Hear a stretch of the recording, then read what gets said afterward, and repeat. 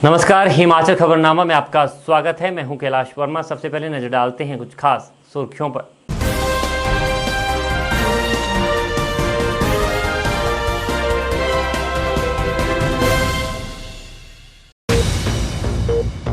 जुब्बल कोटखाई उपचुनाव में कांग्रेस से रोहित ठाकुर, भाजपा से नीलम सराइक तो वहीं चेतन बरागटा ने आजाद उम्मीदवार भरा नामांकन।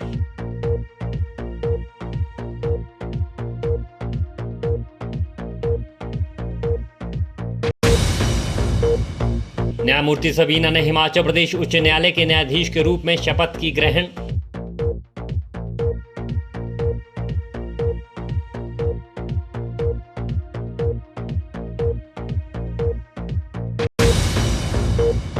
मुख्यमंत्री जयराम ठाकुर ने उपचुनाव में भाजपा की जीत का किया दावा। कार्यकर्ताओं से कहा, खुद पर और पार्टी पर रखें भरोसा।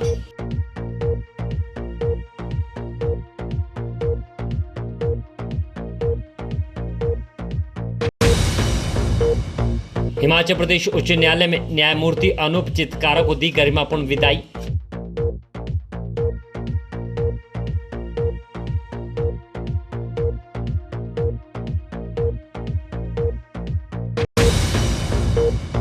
विधानसभा फतेहपुर से भाजपा प्रत्याशी बलदेव ठाकुर ने मुख्यमंत्री की मौजूदगी में भरा नामांकन।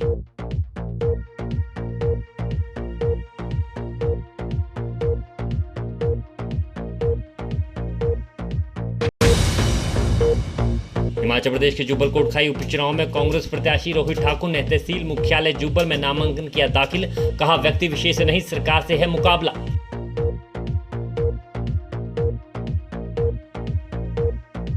सुर्खियों के बाद अब खबरें विस्तार से। न्यायमूर्ति सबीना ने हिमाचल प्रदेश उच्च न्यायालय के न्यायाधीश के रूप में शपथ ग्रहण की। राज्यपाल राजेंद्र विश्वनाथ आर्लेकर ने राजभवन में आयोजित एक गणनापूर्ण समारोह में उन्हें पद की शपथ दिलाई। इस अवसर पर हिमाचल प्रदेश उच्च न्यायालय के कार्यवाहक मुख्य न्यायाधीश न्यायमूर्ति रवि मलिमठ भी उपस्थित रहे। इस समारोह का आयोजन राजभवन के दरबार हॉल में हुआ, जहां मुख्य सचिव राम सुभग सिंह ने शपथ समारोह की कार्यवाही का संचालन किया और हिमाचल प्रदेश उच्च न्यायालय के न्यायाधीश के रूप में न्यायमूर्ति सबीना के स्थानांतरण के संबंध में विधि और न्याय मंत्रालय भारत सरकार द्वारा जारी अधिसूचना को पढ़ा। Sabina, having been appointed judge of the High Court of Himachal Pradesh, solemnly affirm that I will bear true faith and allegiance to the Constitution of India as by law established, that I will uphold the sovereignty and integrity of India, that I will duly and faithfully and to the best of my ability, knowledge and judgment perform the duties of my office without fear or favor, affection or ill will, and that I will uphold the Constitution and the laws.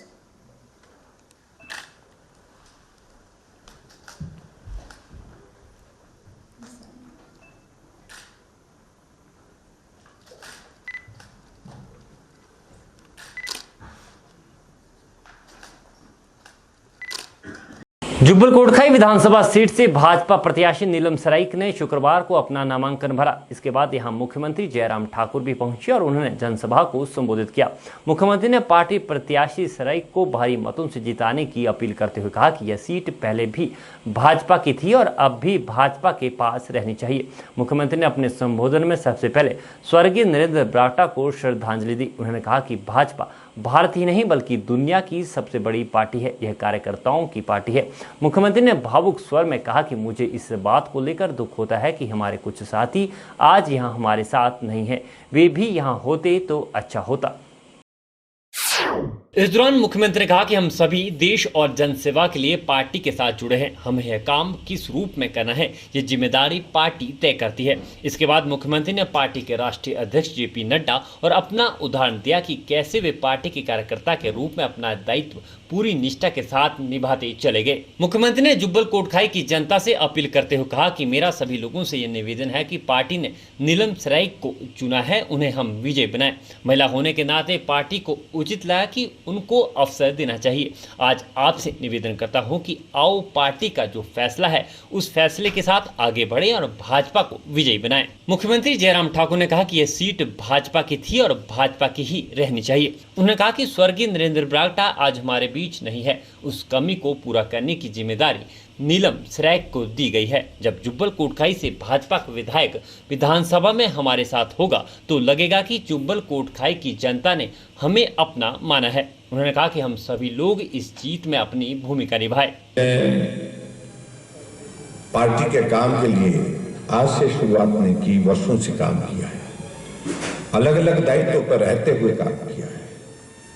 महिला मोर्चा की महामंत्री, जिला की भी अध्यक्षा और उसके साथ साथ में 3 बार जिला परिषद की सदस्य के नाते काम किया है। और एक महिला होने के नाते पार्टी को उचित लगा कि इनको अवसर देना चाहिए। पार्टी के शीर्ष नेतृत्व ने निर्णय किया और उस निर्णय के साथ जो है आप सबके बीच में हम निवेदन करने के लिए आए हैं कि जो साथी आज यहाँ पर हैं वो तो हैं, लेकिन जो साथी यहाँ नहीं है उनसे भी मैं विनम्र निवेदन करना चाहूंगा कि आओ, जो पार्टी का केंद्र का हमारे नेतृत्व का फैसला है उस फैसले के साथ हम आगे बढ़ें और यहाँ इस विधानसभा क्षेत्र से भारतीय जनता पार्टी को जिता करके जो है वो, क्योंकि ये सीट भाजपा की थी और हमारी इच्छा है कि यहाँ भाजपा ही होनी चाहिए, भाजपा की ही जीत होनी चाहिए। भाई नरेंद्र भाई हमारे यहाँ से विधायक थे और आज वो हमारे बीच में नहीं है।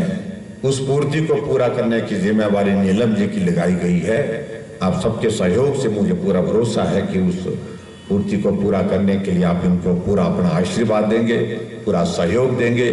सब मिल करके एकजुट होकर के जो है इनको मजबूत करके इस चुनाव में जीत हासिल करके जब जुब्बल कोटखाई से भारतीय जनता पार्टी का विधायक हिमाचल प्रदेश की विधानसभा के अंदर होगा तो मुझे लगेगा कि जुब्बल कोटखाई के लोगों ने हमें अपना माना है। हम आपको अपना मानते हैं, लेकिन आपने भी हमें अपना माना, ये मैं जरूर कहना चाहूंगा। तो इतना ही मुझे आज के इस कार्यक्रम में कहना है। आने वाले समय में भी उसी प्रकार से आपका आशीर्वाद भारतीय जनता पार्टी को मिले और फिर से जुब्बल नामर कोटखाई जो कि हमारा था आगे भी हमारा रहे, ताकि जयराम ठाकुर जी के हाथों को और हम मजबूत कर सकें। हमारा लक्ष्य है कि 2022 में फिर से जयराम ठाकुर जी के नेतृत्व में भाजपा की सरकार हिमाचल प्रदेश में बने और उसके लिए हमें इस विधानसभा क्षेत्र को भी फिर से जीतना। हमने जो लक्ष्य रखा है, एक मिथक जिसको बार बार, एक बार कांग्रेस एक बार भाजपा, इस मिथक को हमने तोड़ना है, फिर से भाजपा की सरकार को बनाना है। उसके लिए मेरा आप सबसे आग्रह रहेगा, आप सबका आशीर्वाद भाजपा को मिले, कमल का फूल खिले, यहाँ से भाजपा का प्रत्याशी जीते, ऐसा निवेदन करते हुए मैं जहाँ माननीय मुख्यमंत्री जी यहाँ पर पधारे, मेरा संसदीय क्षेत्र है, मैं इनका अभिनंदन स्वागत करता हूँ, इनका धन्यवाद करता हूँ। श्री नरेंद्र मोदी जी अगले 2024 तक तो आपने चुन करके भेजा है। माननीय सांसद हमारे सुरेश कश्यप जी 2024 तक रहेंगे, लेकिन उसके बाद भी हिंदुस्तान में नरेंद्र मोदी का कोई अल्टरनेटिव नहीं है। आज वो चलती रहेगी। इसीलिए जुब्बल कोटखाई के लोगों को जो है वो इंटेलिजेंट वोटर कहा जाता है कि आपको जनता का जो है विकास चाहिए और वो विकास जो है वो भारतीय जनता पार्टी, नरेंद्र मोदी, ठाकुर जयराम जी जो है वो आपका जो है वो करके देंगे। इसलिए जो है वो आपसे निवेदन है कि हमने जो निर्णय हमारे राष्ट्रीय नेतृत्व में, आदरणीय मोदी जी के नेतृत्व में, आदरणीय जगत प्रकाश नड्डा जी के नेतृत्व में राष्ट्रीय केंद्रीय चुनाव समिति ने जो फैसला किया है कि हम जो है जुब्बल कोटखाई नाव क्षेत्र से इस बार महिला शक्ति को जो है वो आगे बढ़ाएंगे। भारतीय जनता पार्टी के संविधान में भी व्यवस्था है कि हम जो है वो अपने जो हमारी पार्टी में भी होते हैं उसमें जो है वो हमारे 33% जो है महिलाएं रहती हैं। जयराम ठाकुर जी के हाथ मजबूत करिए, ये मैं निवेदन आपसे करता हूं। बहुत सी बातें होंगी, हम ज्यादा बातों में हम जाना नहीं चाहते। भारतीय जनता पार्टी के सच्चे कार्यकर्ता के नाते हम आप सबसे मैं आग्रह करना चाहता हूं, निवेदन करना चाहता हूं कि आप सब लोग मिलकर काम करिए मैं माता हाटेश्वरी के चरणों में नमन करते हुए आज धन्यवाद करना चाहती हूँ समस्त अपने देवी देवताओं का, प्रभु श्री राम जी का और भाजपा के वरिष्ठ नेतृत्व का, हमारे सम्माननीय प्रधानमंत्री आदरणीय मोदी जी का, राष्ट्रीय अध्यक्ष JP नड्डा जी का, आदरणीय हमारे जयराम ठाकुर जी का, कश्यप जी का, संगठन महामंत्री पवन नाडा जी का और हमारे वरिष्ठ मंत्री जो हमारे प्रभारी सह प्रभारी, आप सभी का मैं यहाँ पर आई समस्त जनता की ओर से कोटि कोटि धन्यवाद करना चाहती हूँ कि आपने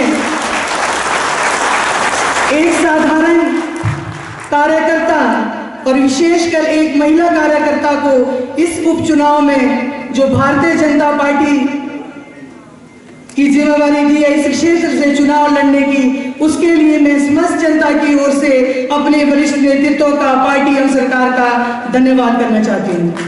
जुब्बल कोटखाई में होने वाले उपचुनाव में कांग्रेस प्रत्याशी रोहित ठाकुर ने तहसील मुख्यालय जुब्बल में नामांकन दाखिल किया। इस दौरान रोहित ठाकुर ने कहा कि उनका मुकाबला किसी व्यक्ति विशेष से नहीं बल्कि प्रदेश की भाजपा सरकार से है। उन्होंने कहा कि क्षेत्र की जनता वर्तमान भाजपा सरकार की जन विरोधी नीतियों से परेशान है। ऐसे में जनता ने बदलाव का मन बना लिया है। रोहित ठाकुर ने कहा कि वो पहले की तरह लोगों के बीच में जाकर आम जन के लिए लड़ते रहेंगे और बागवानी और पर्यटन की दृष्टि से जुब्बल कोटखाई को विकसित करेंगे।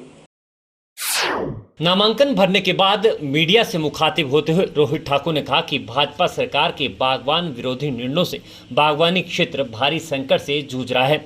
सेब पैकिंग सामग्री के दामों में इस वर्ष 20 से 25% की वृद्धि करने के बाद अब भाजपा सरकार ने इस पर GST दर को 12% से बढ़ाकर 18% कर दिया है, जिससे अब कार्टन और ट्रे के दाम और बढ़ेंगे। उन्होंने कहा कि कोरोना काल में किसानों बागवानों की आय में भारी कटौती हुई। ऐसे संकट के समय में भाजपा सरकार ने कीटनाशक दवाइयों पर बागवानों को मिलने वाले अनुदान को खत्म कर जले पर नमक छिड़कने का काम किया।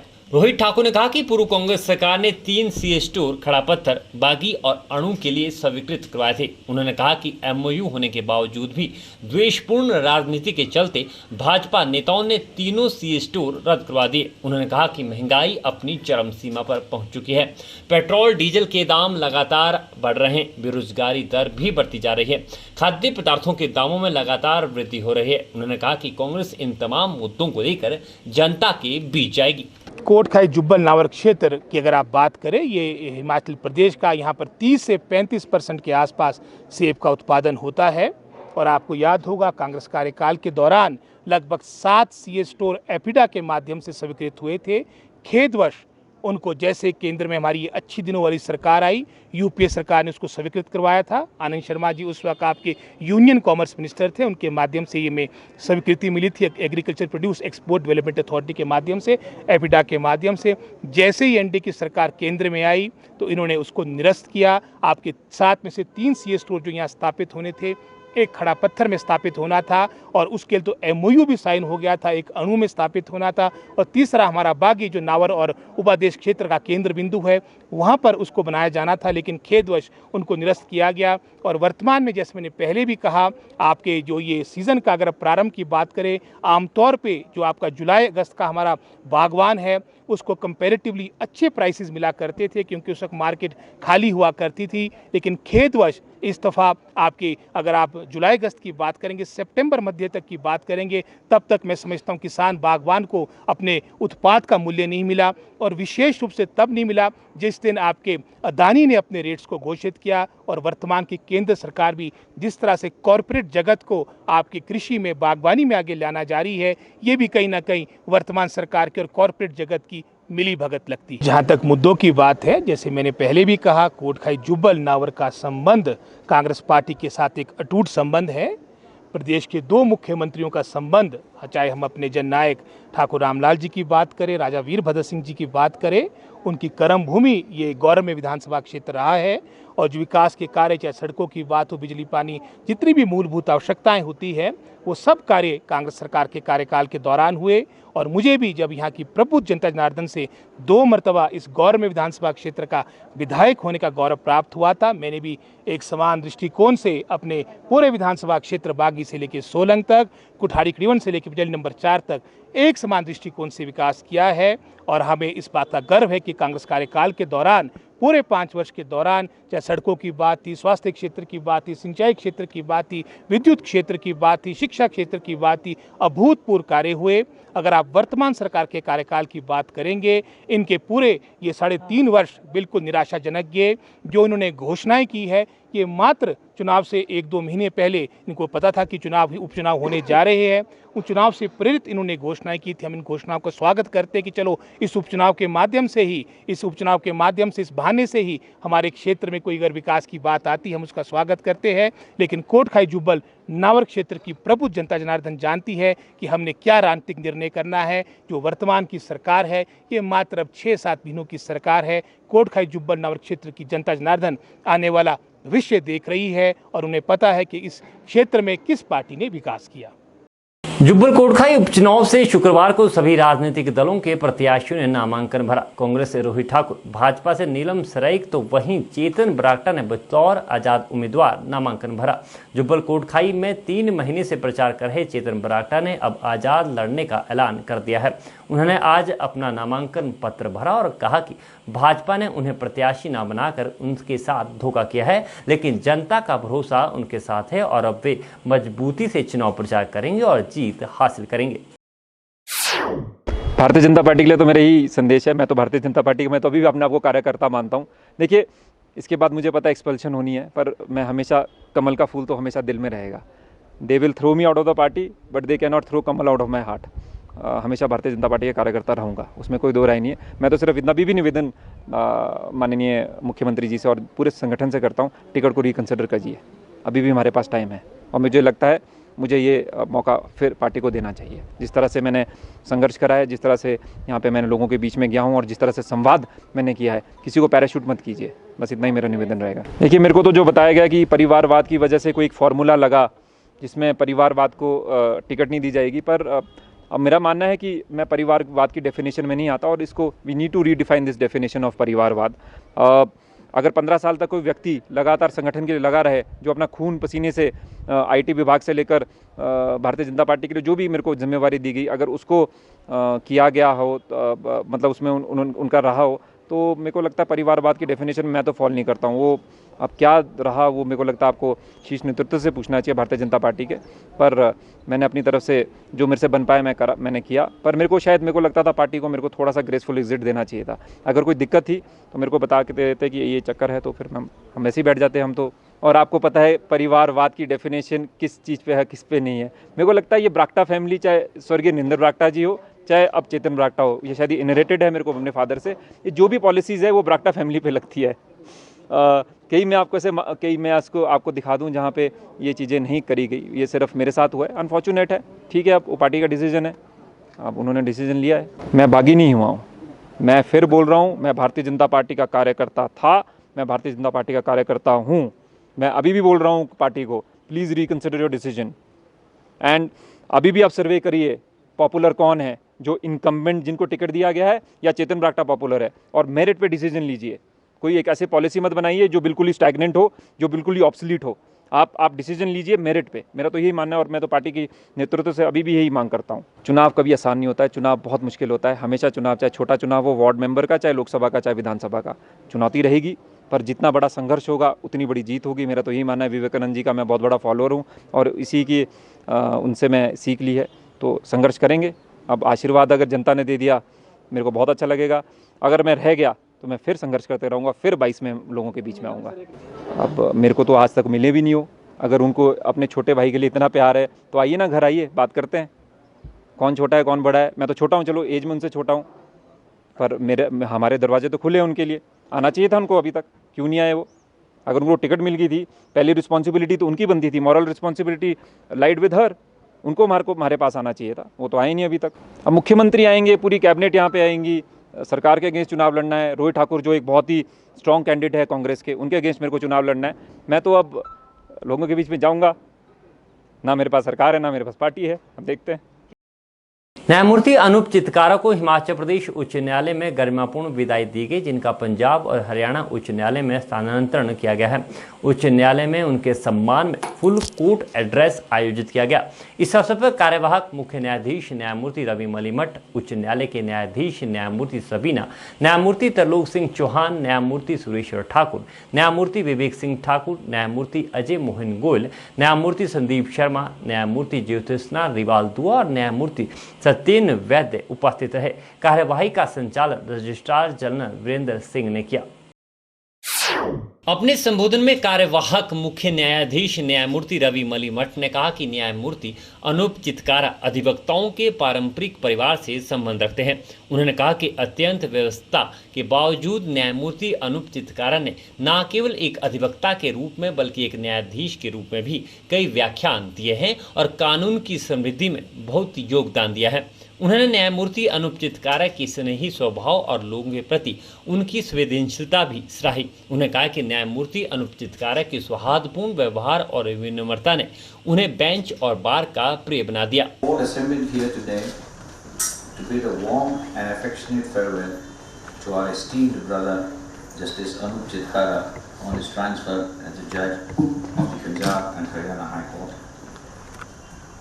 Born on 29 April 1966, Justice Anup Chitkara completed his early education from Dayanand Model School, Shimla. Matriculation from the DAV School, Lakhar Bazaar, Shimla, and BA LLB from the Himachal Pradesh University. I, on behalf of myself as well as on behalf of my sister and brother judges and the entire judiciary of Himachal Pradesh, wish him and the members of his family the very best of health and happiness in the days to come. इस अवसर पर न्यायमूर्ति अनूप चितकारा ने न्यायाधीशों, बार के सदस्यों, न्यायिक अधिकारियों, रजिस्ट्री के कर्मचारियों व अधिकारियों और इस अवसर पर संबोधन करने वालों का उनके प्रति स्नेह और सहयोग के लिए आभार व्यक्त किया। उन्होंने कहा कि तीसरी पीढ़ी का अधिवक्ता होने के नाते उनकी व्यावसायिक सफलता और पद कड़ी मेहनत का परिणाम है। उन्होंने युवा अधिवक्ताओं में और सीखने की उत्सुकता व उत्साह के लिए उनकी सराहना की। How fast time flies when you love the work you do. I can barely seem to grasp that 2 years have passed since I last stood here at my oath ceremony, let alone condense the 2 years into a digestible set of milestones and teachings. So, instead, I will share reflections on my daily regimen that structured my hours into days, days into weeks, weeks into months, and months into these last 2 years. Honorable Justice Sabina to this serene Himachal, where people are so learning and so caring. महाधिवक्ता Ashok Sharma, Himachal Pradesh bar council के वरिष्ठ सदस्य IN Mehta, Himachal Pradesh उच्च न्यायालय bar association के अध्यक्ष लवनीश कंवर और भारत के सहायक सॉलिसिटर जनरल बलराम शर्मा ने भी इस अवसर पर अपने विचार प्रकट किए। न्यायमूर्ति अनूप चितकारा को फुल कोर्ट रेफरेंस के बाद गार्ड ऑफ ऑनर भी दिया गया। हिमाचल प्रदेश राज्य मानवाधिकार आयोग के अध्यक्ष पीसी राणा और हिमाचल प्रदेश उच्च न्यायालय के पूर्व न्यायाधीश न्यायमूर्ति ए.के. गोयल, न्यायमूर्ति के.सी. सूद, न्यायमूर्ति वी.के. शर्मा, हिमाचल प्रदेश उच्च न्यायालय के पंजीयक बार एसोसिएशन के सदस्य, रजिस्ट्री के अधिकारी व कर्मचारी भी इस अवसर पर उपस्थित रहे। Integrity, hard working, fairness and uprightness of his lordship. Honorable Justice Anup Chitkara was born on 29th of April 1966 at Shimla in a family of lawyers.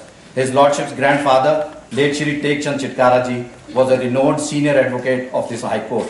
His lordship's father, late Shri Madan Gopal Chitkara ji, was an eminent lawyer of this High Court, and he adorned the office of First Law Officer of the state as Advocate General for the state of Himachal Pradesh. To recapitulate, Honorable Justice Chitkara, after completing his academics, was enrolled as an advocate with the Bar Council of Himachal Pradesh on 15th of October 1990, and thereafter his lordship started active practice before this honorable court and practiced in all fields of law, but thereafter focused on criminal law. His lordship was elevated as a permanent judge of this honorable court on 29th of May 2019, and this honorable court was blessed with a judge who had a disarming smile, a pleasant disposition, who is amiable and adorable, who is really a true friend and a guide, a person whose intelligence is characterized by great knowledge and wisdom. I, being a senior member of Bar Council of Himachal Pradesh, it is a matter of privilege for me to deliver this farewell reference on behalf of Mr. Ajay Kochhar, Chairman Bar Council of Himachal Pradesh, who is due to his personal reason is not here today. Honorable Mr. Justice Anup Chitkara ji, appearing before you have always been a matter of privilege and pride for the entire bar. Honorable Mr. Justice Anup Chitkara ji, born in Shimla on 29th April 1966.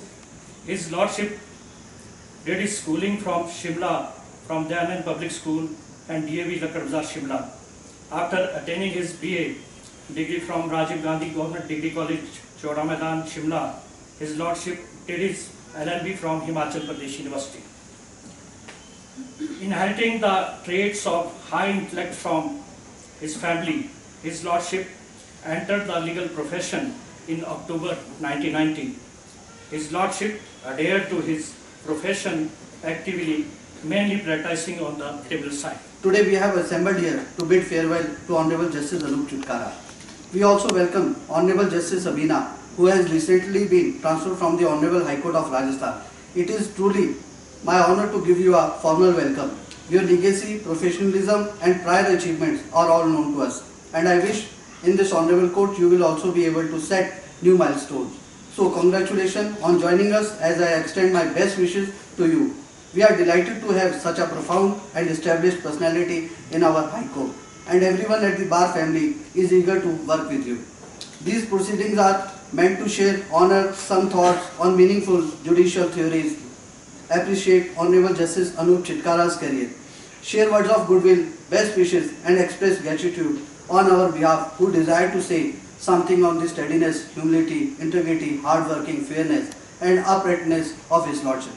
Honorable Justice Anup Chitkara, born on April 29, 1966 at Shimla. His father, Mr. Madan Gopal Chitkara, remained Learned Advocate General of Himachal Pradesh and also remained as Vice Chairman of Himachal Pradesh State Administrative Tribunal and authored more than 50 books. His grandfather, late Mr. Tekchand Chitkara, was also a senior advocate. His Lordship's father was a distinguished advocate and had vast knowledge of law. He left a huge legacy in the form of the judgment which have been published in various law journals. I had not the privilege of watching the early steps of Honorable Mr. Justice Chitkara after he had attained the degrees of law.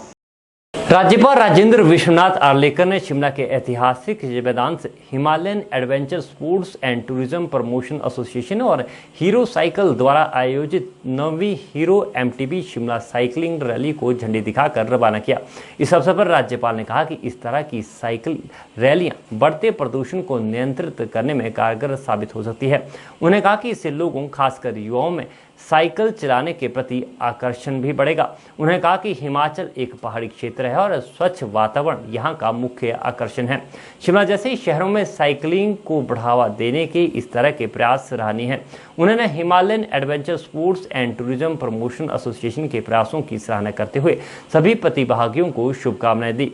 वहीं HP cycling association के अध्यक्ष दिनेश मल्होत्रा ने बताया कि rally में भारत के 22 शहरों से 100 प्रतिभागी, राइडर और रक्षा बलों के प्रतिनिधि भाग ले रहे हैं। इस अवसर पर राज्यपाल ने राष्ट्रीय चैंपियन और अन्य गणमान्य व्यक्तियों को सम्मानित भी किया।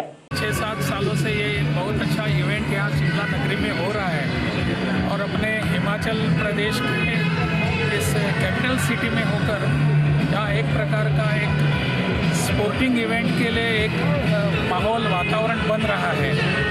आई must thank all the organizers, particularly Mohit Sood and all other अपने हीरो साइकिल्स के जो गुंजाल साहब हैं वो भी, क्योंकि वो इस इवेंट को सपोर्ट कर रहे हैं, ऑर्गेनाइज कर रहे हैं और अपनी हिमाचल प्रदेश के जो युवा हैं उनमें एक विविध दूसरे प्रकार की एक स्पोर्टिंग इवेंट की एक चेतना जो जाग रही है।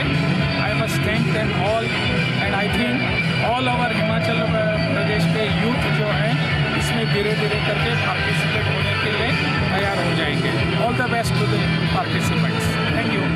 जैसा कि आपको मालूम ही है, आप देख रहे हैं कि आज 9th हिमालयन MTB रैली जो है वो शिमला के रिज मैदान से फ्लैग ऑफ हो रही है। माननीय गवर्नर लेकर साहब इसको फ्लैग ऑफ भी करने वाले हैं। ये जो है रैली जो है हट्सपा जो एसोसिएशन है, Himalayan tourism sports adventure association, उसके द्वारा की जाती है। तो साइकिलिंग एसोसिएशन और हट्सपा का जो है कंबाइंड कोलैबोरेटिव एफर्ट्स हैं और हमारी कोशिश है जो हमारी 12 में से 8 डिस्ट्रिक्ट्स में साइकिल एसोसिएशन की ब्रांचेस बन चुकी हैं और बहुत ही जल्द हम यंगस्टर्स की टैलेंट हंट भी करने जा रहे हैं। जिला सोलन के अर्की उपचुनाव में भाजपा प्रत्याशी रतन सिंह पाल ने निर्वाचन अधिकारी व उपमंडलाधिकारी अर्की शहजाद आलम के समक्ष नामांकन पत्र दाखिल किया।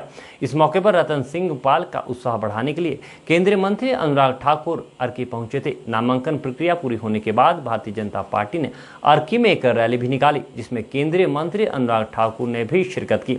इसके अलावा रैली में जिला चुनाव प्रभारी डॉक्टर राजीव बिंदल, भाजपा उपाध्यक्ष पुरुषोत्तम गुलेरिया, प्रदेश सरकार में स्वास्थ्य मंत्री राजीव सहजल, वीरेंद्र कंवर, महामंत्री त्रिलोक जम्वाल, रश्मिधर सूद सहित भाजपा के कई वरिष्ठ नेता मौजूद रहे। रैली स्थल पहुंचने पर केंद्रीय मंत्री अनुराग ठाकुर का भाजपा प्रत्याशी रतन सिंह पाल और पार्टी के वरिष्ठ नेताओं और कार्यकर्ताओं ने फूल मालाओं से भव्य स्वागत किया। जनसभा को संबोधित करते हुए भाजपा प्रत्याशी रतन सिंह पाल ने उन्हें चुनावी मैदान में उतारने के लिए पार्टी के राष्ट्रीय अध्यक्ष जेपी नड्डा, केंद्रीय मंत्री अनुराग ठाकुर, प्रदेश के मुख्यमंत्री जयराम ठाकुर सहित पार्टी के सभी वरिष्ठ नेताओं का आभार व्यक्त किया और सबकी उम्मीदों पर खरा उतरने का भी विश्वास दिलाया। रतन सिंह पाल ने कहा कि अर्की क्षेत्र में सरकार द्वारा अभूतपूर्व विकास करवाए गए हैं, जिसको लेकर वह जनता के बीच जाएंगे। 2014 से लेकर आदरणीय मोदी जी की सरकार और 2017 से हमारे आदरणीय श्री जयराम ठाकुर जी की सरकार ने जो अभूतपूर्व विकास पूरे हिमाचल प्रदेश का और प्रदेश का करवाया, उन मुद्दों को, विकास के मुद्दे को लेकर हम जनता के बीच में जा रहे हैं। इससे हमारा राष्ट्रीय नेतृत्व, प्रदेश नेतृत्व और मेरी भी पर्सनल, जब आप सब थे जिस टाइम हमारा यहाँ पर शायर फेयर था, उस दिन बात हुई थी और सारी उसके बाद भी बातचीत होती रहती है। ऐसा नहीं है, टिकट मांगने का अधिकार सबका है, पर लेकिन यही भारतीय जनता पार्टी है जिसको टिकट मिलता है, सारे कार्यकर्ता, सारे नेता उसका साथ। की जनता विकास के नाम पर, आपको पता लगेगा जिस टाइम आप फील्ड में चलेंगे, साथ में चलेंगे, अर्की में 3.5 साल में अभूतपूर्व विकास किया गया आदरणीय जयराम ठाकुर जी के नेतृत्व। रूठे कोई है ही नहीं तो मनाना किसको है, सभी अपने हैं, सभी मेरे भाई है, बड़े हैं सब, मैं सबसे छोटा हूँ। अगर कोई गलती भी हुई होगी तो हम क्षमा मांगेंगे। वहीं केंद्रीय मंत्री अनुराग ठाकुर ने कहा कि पूर्व मुख्यमंत्री प्रेम कुमार धूमल की सरकार ने प्रदेशवासियों को 108 एम्बुलेंस दी और केंद्र की नरेंद्र मोदी सरकार अब पशुओं को भी एम्बुलेंस देने की तैयारी कर रही है। उन्होंने कहा कि प्रधानमंत्री नरेंद्र मोदी ने देश में बिचौलियों को खत्म किया और आज सीधा जनता का पैसा खाते में आ रहा है। उन्होंने कहा कि कोरोना काल में कांग्रेस ने केंद्र सरकार का मजाक उड़ाया, लेकिन सरकार कोविड से निपटने में सफल रही। उन्होंने कहा कि भारत में सबसे तेज टीकाकरण अभियान चल रहा है। आपदा के समय में कोई भूखा न रहे, इस दृष्टि से 80 करोड़ लोगों को 15 महीने तक राशन केंद्र सरकार द्वारा दिया गया है। केंद्रीय मंत्री ने कहा कि अगले साल तक सभी गरीबों के पास पक्का मकान होगा। आयुष्मान भारत के अंतर्गत 50 करोड़ लोगों का मुफ्त इलाज हुआ है और हिमकेयर के अंतर्गत हिमाचल की जनता को भी बड़ा लाभ हुआ है। उन्होंने कहा कि इसी तरह मुख्यमंत्री जयराम ठाकुर ने प्रदेश के चहुमुखी विकास के लिए हर संभव प्रयास किए हैं। केंद्रीय मंत्री अनुराग ठाकुर ने कहा कि प्रधानमंत्री नरेंद्र मोदी और भाजपा के राष्ट्रीय अध्यक्ष जगत प्रकाश नड्डा ने जो व्यक्ति अर्की के लिए चुना है, उसको हमें जिताकर विधानसभा भेजना है। उन्होंने कहा कि मुख्यमंत्री जयराम ठाकुर की योजनाओं पर मोहर लगाकर भाजपा को जीत दिलाएं। पर इंसानों के लिए तो एम्बुलेंस देने का काम प्रेम कुमार धूमल जी की सरकार ने 108 नंबर एम्बुलेंस अटल जी के नाम से शुरू कर ही दी थी। अब नरेंद्र मोदी जी की सरकार पशुओं के लिए एम्बुलेंस की शुरुआत भी करने वाली है। आप देखिए, आजादी से लेकर आज तक अंत्योदय की बात पंडित दीनदयाल उपाध्याय जी ने की। कि पंक्ति के अंत में खड़े हुए व्यक्ति का उत्थान हमें करना है, गरीब की भला करना है।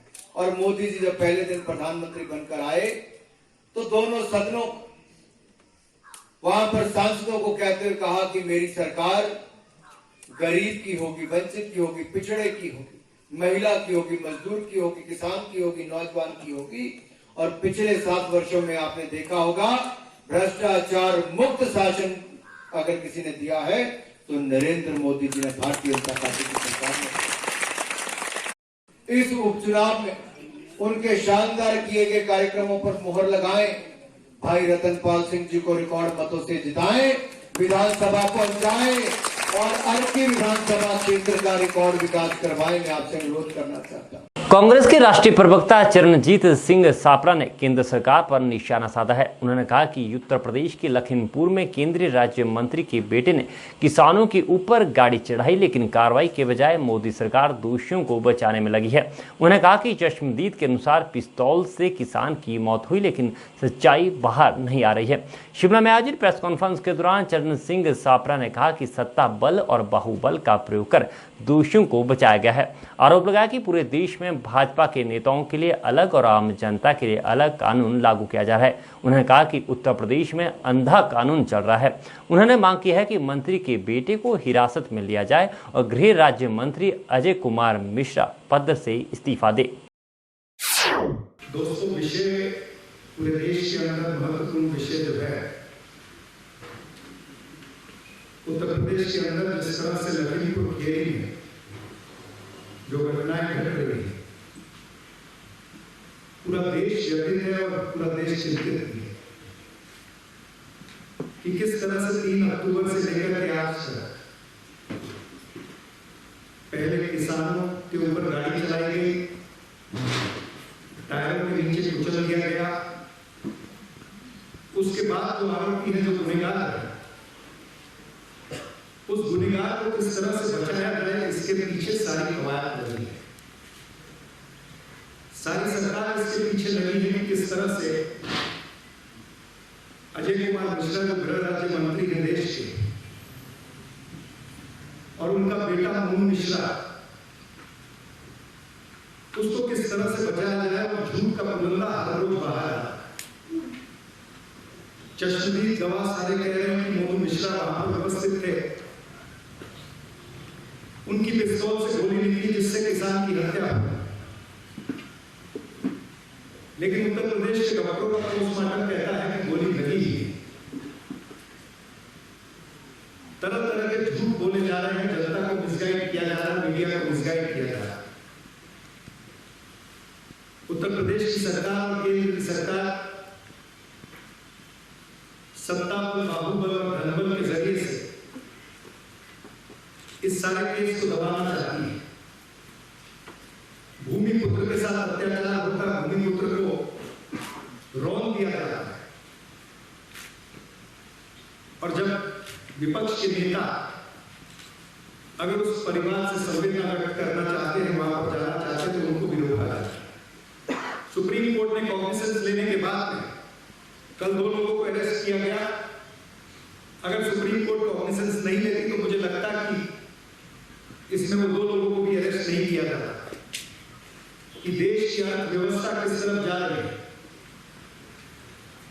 देश को किस तरह से घाटा हो रहा है, और ऐसे में एक बड़ी चीज खुल करके आई है, एक बड़ा घोटाला खुल करके आया, जिसके ऊपर नरेंद्र मोदी की सरकार पर्दा डालना चाहती है। Amazon company, e commerce company, आपने सुना होगा। इस ई कॉमर्स कंपनी में जो अमेरिका बेस्ड है, 8,546 करोड़ रुपया, 8,546 करोड़ रुपया इन्होंने पिछले 2 सालों में भारत की सरकार को लीगल फीस करके अपने अकाउंट बुक्स में दिखाया। भारत का जो विधि और न्याय मंत्रालय है, उसका सालाना बजट 1100 करोड़ है। जिस मंत्रालय का सालाना बजट 1100 करोड़ है, उस मंत्रालय को लीगल फीस 8,546 करोड़ रुपए की आती है, तो निश्चित रूप से सवाल पूछे जाएंगे कि ये क्या घोटाला है, क्या गड़बड़ झाला है, ये पैसे किसको आए, कौन बीच में दलाल थे, किस मंत्री को पैसे पहुंचे, किस अधिकारी को पैसे पहुंचे। आज जिस तरह से देश की अर्थव्यवस्था डगमगाई है, अर्थव्यवस्था आईसीयू में गई है, महंगाई बढ़ी है, पेट्रोल डीजल के दाम रोज बढ़ रहे हैं। आज भी सुबह पेट्रोल के दाम कुछ 20 पैसे और डीजल के दाम 25 पैसे से बढ़े हैं। पेट्रोल ने शतक लगा लिया है तकरीबन सारे राज्यों में, डीजल शतक के करीब पहुंच गया है और एलपीजी गैस के दाम हर 2 दिन 3 दिन में 20 रुपए, 15 रुपए, 25 रुपए बढ़ रहा है। जो एलपीजी गैस यूपीए के समय 394 रुपए की होती थी, वो आज 900 के करीब पहुंच गई है। और ये लोग 20 साल मनाने की बातें कर रहे हैं। आज लोगों के पास नौकरी नहीं है, बेरोजगारी बढ़ी है। मैंने आपको अमेज़न का विषय भी बता दिया। कोविड का समय जब था, ये जो 20 साल मना रहे हैं उसमें कोविड का भी जिक्र आता है। कोविड की जब सेकेंड वेव थी, आपने देखा कि किस तरह से पूरे देश के अंदर त्राहिमाम मचा हुआ था। कहीं पर बेड नहीं थे, ऑक्सीजन की किल्लत थी, रेमडेसिविर नहीं मिल रही थी, दूसरी दवाइयां नहीं मिल रही थी। 1.5 लाख से ज्यादा लोगों की मृत्यु सेकेंड वेव में हुई। तो नरेंद्र मोदी जी को और भारतीय जनता पार्टी को ये नौटंकी जो 20 साल की है, ये बंद करनी चाहिए। देश की अर्थव्यवस्था पर, देश की इकोनॉमी, देश की महंगाई, देश की सुरक्षा, इसके ऊपर उनको अपना ध्यान केंद्रित करना चाहिए। इस देश ने पिछले कई सालों में, मैं अगर 20 साल का गिनाना चाहूंगा तो उसमें गुजरात का भी उल्लेख आ जाएगा। लेकिन हाल ही में जिस तरह से हम देख रहे हैं कि हाथरस की घटना या उन्नाव की घटना हुई या सोनभद्र में आदिवासियों पर अत्याचार हुआ, ये तमाम सारी घटनाओं पर सरकार की निगाह होनी चाहिए, सरकार ने अंकुश लाना चाहिए। ये 20 साल मनाने की नौटंकी और हेडलाइन घंटी बंद होनी चाहिए। जेपी नड्डा जी तो आप ही के राज्य से हैं, हिमाचल से। अगर नरेंद्र मोदी जी को कुछ समझ नहीं आती तो वो भारतीय जनता पार्टी के राष्ट्रीय अध्यक्ष है। कम से कम कुछ सलाह जेपी नड्डा साहब नरेंद्र मोदी जी को या अमित शाह जी को दे सकते हैं अध्यक्ष होने के नाते। घबराने की जरूरत नहीं है और हिमाचल की जनता आपको उत्तर देगी। आपके राज्य में भी 3 असेंबली के बाई इलेक्शन और 1 लोकसभा का बाई इलेक्शन अनाउंस हुआ है, पर्चे भरे जा रहे हैं। मेरे ख्याल से हिमाचल की जनता भी इनकी राजनीति से और इनके एडमिनिस्ट्रेशन से त्रस्त है, परेशान है। निश्चित रूप से महंगाई का विषय, बेरोजगारी का विषय, अर्थव्यवस्था का विषय यहां भी है। अर्थव्यवस्था इसलिए कह रहा हूं क्योंकि हिमाचल लार्जली टूरिज्म इंडस्ट्री पे डिपेंड करती है यहाँ की अर्थव्यवस्था। और टूरिज्म इंडस्ट्री ने पिछले 2-2.5 साल में बहुत मार खाई। जो सपोर्ट केंद्र से टूरिज्म इंडस्ट्री को मिलना चाहिए था वो नहीं मिला है। मात्र ख्याली उड़ाव, जुमलेबाजी। इसलिए मैं कहता हूं कि बीजेपी यानी भारत की जुमला पार्टी या भारत की झूठी पार्टी है। विधानसभा फतेहपुर से भाजपा प्रत्याशी बलदेव ठाकुर ने मुख्यमंत्री जयराम ठाकुर की मौजूदगी में नामांकन भरा। इस अवसर पर कैबिनेट मंत्री राकेश पठानिया, विक्रम ठाकुर और भाजपा प्रदेशाध्यक्ष सुरेश कश्यप भी मौजूद रहे। नामांकन के बाद जनसभा में मुख्यमंत्री जयराम ठाकुर ने सबसे पहले स्वर्गीय सुजान सिंह पठानिया को श्रद्धांजलि दी। इस अवसर पर मुख्यमंत्री ने कहा कि केंद्र और राज्य सरकार ने पूरे हिमाचल में करोड़ों के विकास कार्य किए हैं। हर विधानसभा क्षेत्र में विकास को गति मिली है। कहा कि रहन और राजा का तालाब में सब तहसील दी गई है। रहन में सीएचसी का दर्जा बढ़ाकर सिविल अस्पताल किया गया है। मुख्यमंत्री ने कहा कि पार्टी के शीर्ष नेतृत्व ने तय किया है कि बलदेव ठाकुर यहां से प्रत्याशी होंगे। ऐसे में भाजपा का हर कार्यकर्ता और पदाधिकारी उन्हें विजयी बनाने में कोई कमी नहीं छोड़ेगा। शिमला जिला के रामपुर बुशहर उपमंडल के तहत नवगठित फुंजा पंचायत के ग्रामीणों का एक प्रतिनिधिमंडल एसडीएम रामपुर से मिला। प्रतिनिधिमंडल ने पंचायत प्रधान पर कथित मनमानी करने का आरोप लगाया है। आरोप है कि प्रधान ग्राम सभा के बहुमत को दरकिनार कर अपनी मनमर्जी से पंचायत भवन निर्माण करने की कोशिश कर रही है, जिस पर ग्रामीणों ने एसडीएम रामपुर यादवेंद्र पॉल से उनकी अध्यक्षता में विशेष ग्राम सभा की बैठक बुलाने की मांग की है। ग्राम सभा फुंजा के सारे सदस्य यहाँ पर आए हैं। हमारा एसडीएम साहब से अनुरोध है कि जो पंचायती राज अधीन में कानून है जिसमें विशेष ग्राम सभा बुलाने का, और जो विशेष ग्राम सभा बुलाने का हमारा जो मकसद है, परसों 2 अक्टूबर को जो बैठक हुई है उस बैठक में कोरम पूरा था। लोगों ने जब बात रखी एजेंडे पर, जिस तरह से आय व्यय का खर्चा रखने के लिए कहाँ से पैसा है, कहाँ खर्च किया, किस मद में कितना किया, और जो उसकी कोटेशंस पंचायत ने इनवाइट की या नहीं की है, जो उसकी परचेजिंग कमेटी साथ गई या नहीं गई है, ये सारे क्वेश्चन उठाए थे। और प्रधान जो है उस पर चर्चा किए बिना ही लोगों के साथ बदतमीजी करना शुरू कर दिया है। तो सबके साथ ये बोला कि आप लोग यहाँ लड़ने के ऐसे नियत से आए हैं। तो लोगों ने ये बोला कि आपको कैसे पता हम लड़ने की नियत से आए हैं। हम ग्राम सभा के सदस्य हैं और ग्राम सभा के सदस्य को पंचायत की जो ग्राम सभा होगी उसमें आपसे सवाल पूछने का अधिकार है, और चर्चा के बाद भी कोई भी रेजोल्यूशन पास होगा, चर्चा के पास ही इनकम एंड एक्सपेंडिचर को हम पास करेंगे। उसके बाद जो बाकी मत से किसी पर चर्चा नहीं किया, ग्राम सभा ने रेजोल्यूशन पास करके ऊपर के लिए किया, वहाँ पर किया जाए।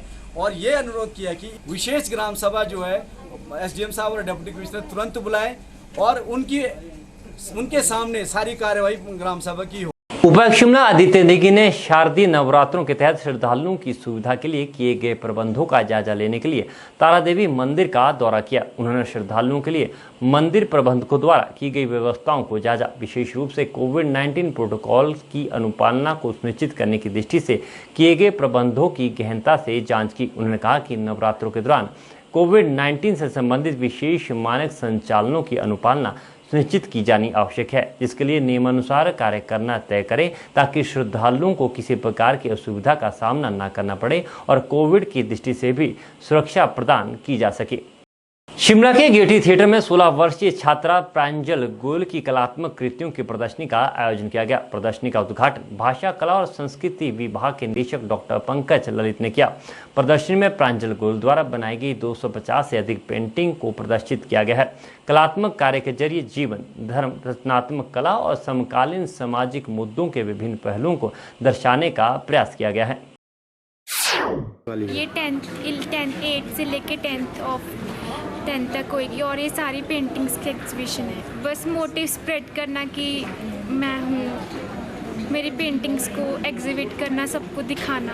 हाँ जी, ये सारी सेल पर्पस एग्जीबिशन बहुत, ये सारी मेरी खुद की है, मेरी सोलो एग्जीबिशन है और यहाँ पे टोटल 250 अराउंड पेंटिंग्स हैं। फर्स्ट एग्जीबिशन अपनी पटियाला में होल्ड की थी NZCC में, नॉर्थ जोन कल्चर सेंटर, और यहाँ पे मेरी सेकंड एग्जीबिशन है। हिमाचल खबरनामा के संग में इतना ही। नमस्कार।